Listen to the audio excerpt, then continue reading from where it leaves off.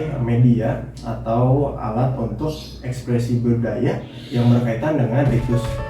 Bukan hanya pertanyaan saja yang menyelimuti kebingungan tersebut, melainkan bagaimana kita melangkah ke depannya. Selamat datang di Enigma.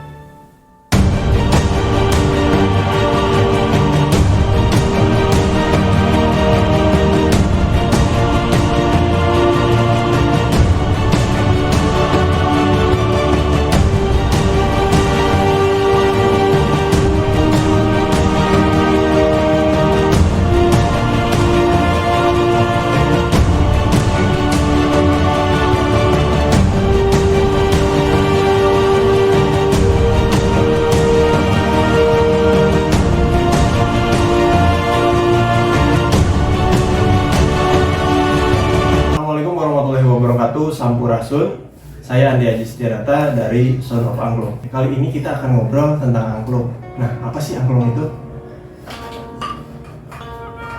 Jadi, angklung adalah instrumen atau alat musik yang berkarakter wilayah, yaitu Jawa Barat ya, yang mana bahan bakunya dia terbuat dari bambu.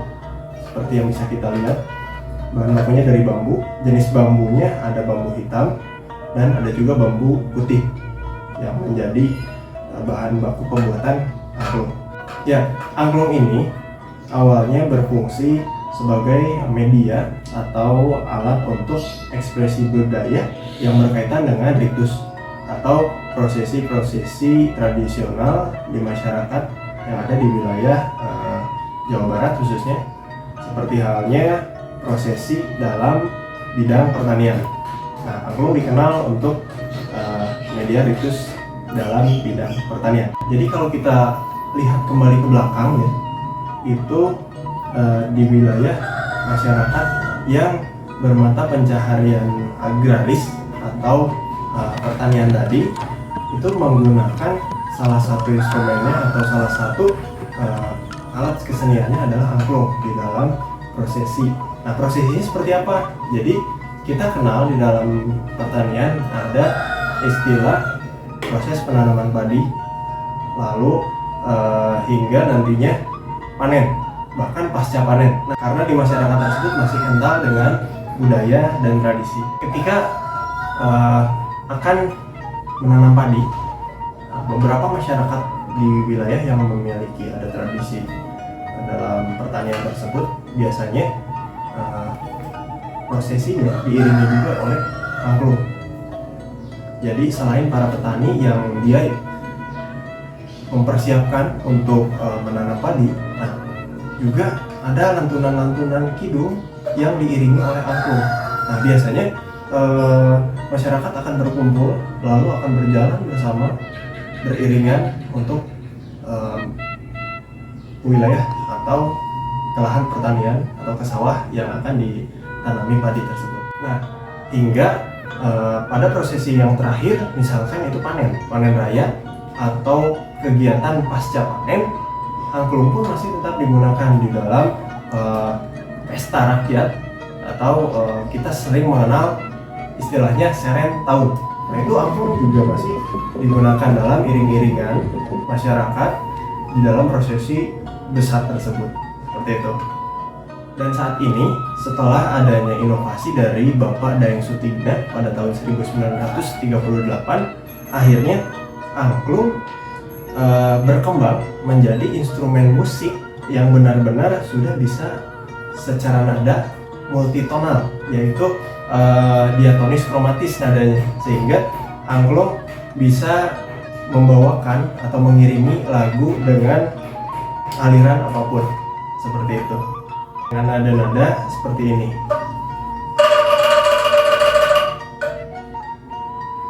Ya, kenapa memilih angklung?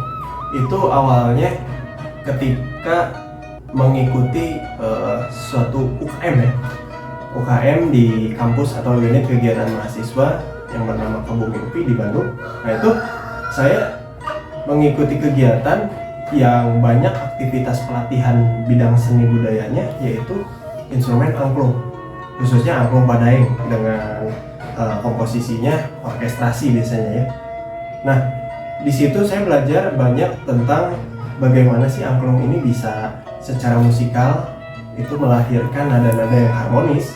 Lalu angklung ini memiliki filosofi juga secara musikal ya, lagi-lagi gotong royong, disiplin, tenggang rasa, hingga nantinya kebersamaan.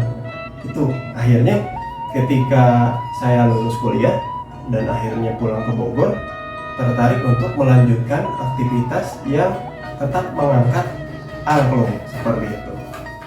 Ya, ditambah lagi motivasi saya itu ketika literasi terkait seni budaya atau kesenian yang ada di wilayah Bogor, itu saya menemukan bahwa di Bogor ini ada angklung yang menjadi karakter atau khas dengan wilayah Bogor, yaitu angklung Bubrag.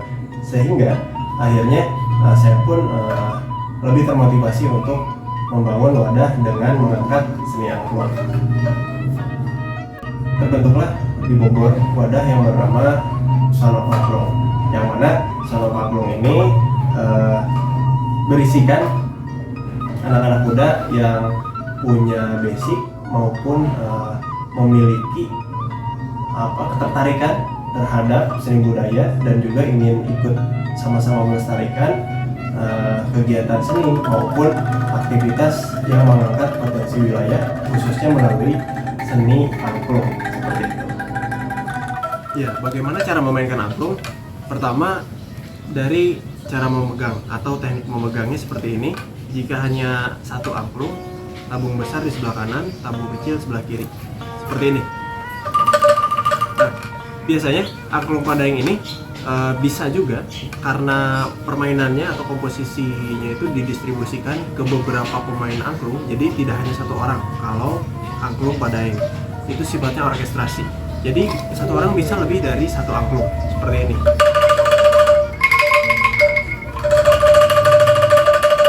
Ya.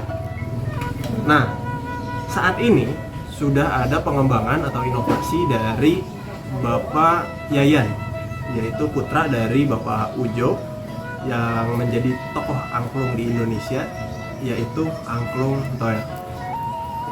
Oke, ini adalah seperangkat angklung yang disebut angklung Toel, yang mana dari beberapa nada, angklung Toel ini sudah diset menjadi hanya satu perangkat alat ya, yang bisa dimainkan oleh satu orang. Jadi ketika angklung Padaeng itu secara orkestrasi, jadi satu orang hanya beberapa nada saja. Tapi kalau ini satu orang bisa memainkan seluruh nada di dalam suatu komposisi lagu, seperti itu. Kita bisa dengarkan seperti halnya yang tadi ya, inovasinya pertama angklung itu alat musik yang sudah bisa memainkan nada diatonis kromatis seperti ini.